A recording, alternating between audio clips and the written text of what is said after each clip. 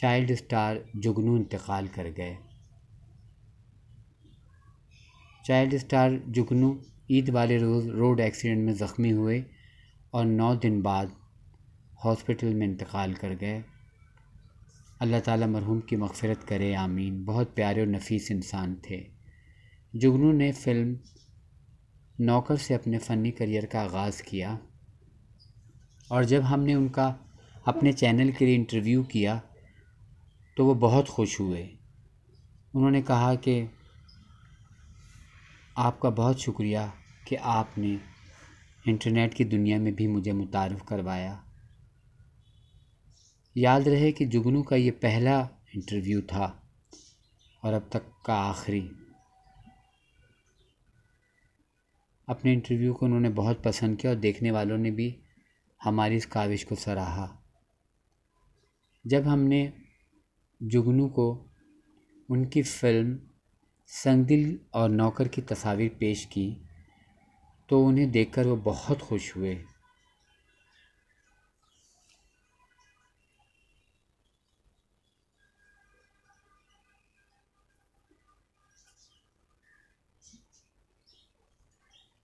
جگنو کا ایک یادگار انٹرویو آپ یوٹیوب پر گڈو فلم آرکائیو پہ دیکھ سکتے ہیں۔ کاپی رائٹ کلیم کے باعث چند نغمات کی آواز کو میوٹ کر دیا گیا، جس کے لیے ہم آپ سے معذرت خواہ ہیں۔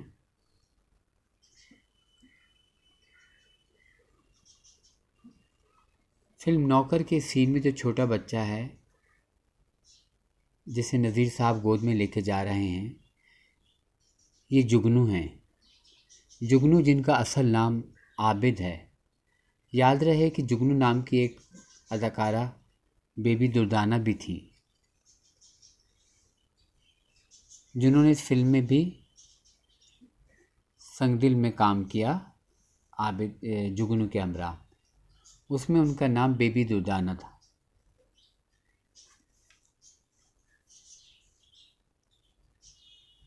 یہ جو بچہ تالیاں بجا رہا ہے،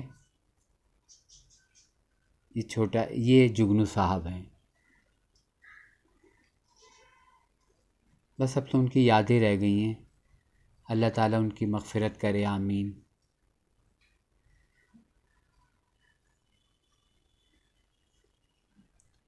فلم نوکر کے علاوہ جگنو نے فلم انجان میں بھی کام کیا۔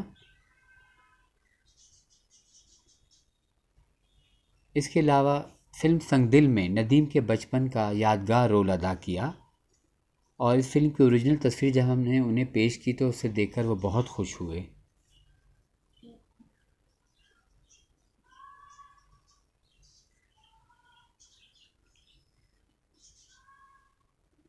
جگنو صاحب کا یہ مکمل انٹرویو آپ یوٹیوب پر دیکھ سکتے ہیں۔